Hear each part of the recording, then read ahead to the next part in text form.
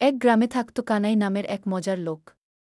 কানাইয়ের বউ ছিল দেখতে ভালো, কাজকর্ম করত ঠিকঠাক, কিন্তু একটা সমস্যা ছিল ভয়ানক।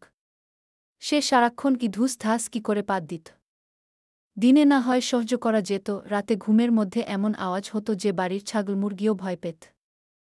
সবাই বিরক্ত হয়ে কানাইকে বলল, ভাই তোর বউ তো একেবারে পাদু ঝড় তুলেছে, কিছু করু। কানাই ভাবল, না, এইভাবে তো থাকা যায় না। এমন একটা বউ খুঁজব যে বছরে একবারই পাত দেবে। অনেক খোঁজাখুঁজির পর সে এমন এক বউ পেল যে নাকি বছরে একবারই পাত দেয়। কানাই তো মহাখুশি। নতুন বউ এল, বাড়িতে শান্তি ফিরল। না আওয়াজ, না গন্ধ, সবাই সুখে শান্তিতে আছে। কিন্তু একদিন এল সেই দিন, বছরে একবারের বিশেষ দিন। সবাই জানতে চাইল, এইবার দেখি কেমন হয় ওই পাদ। শ্বশুর মশাইও কৌতূহলী হয়ে উঠলেন। তিনি চুপি চুপি চাল রাখার বড় ডোলের মধ্যে লুকিয়ে পড়লেন, যাতে কাছ থেকে শব্দটা শুনতে পারেন। কিন্তু দুর্ভাগ্য, সেই ডোলে চালের বদলে শুকনো পাটের ফেসা ছিল।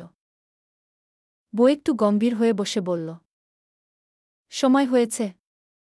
আর তখনই ফুসেস করে এমন পাত দিল যে পাটের ফেসায় আগুন ধরে গেল। দুর্ভাগ্যক্রমে ডোলের মধ্যে থাকা শ্বশুর মশাই আগুনে পুড়ে মারা গেল। কানাই খুব কষ্ট পেল। পরে সে বলল, ধুস পাদুরি ফুস পাদুরি, সে আমার ভালো ছিল, বছর পাদুরি এসে আমার বাবা মারা গেল।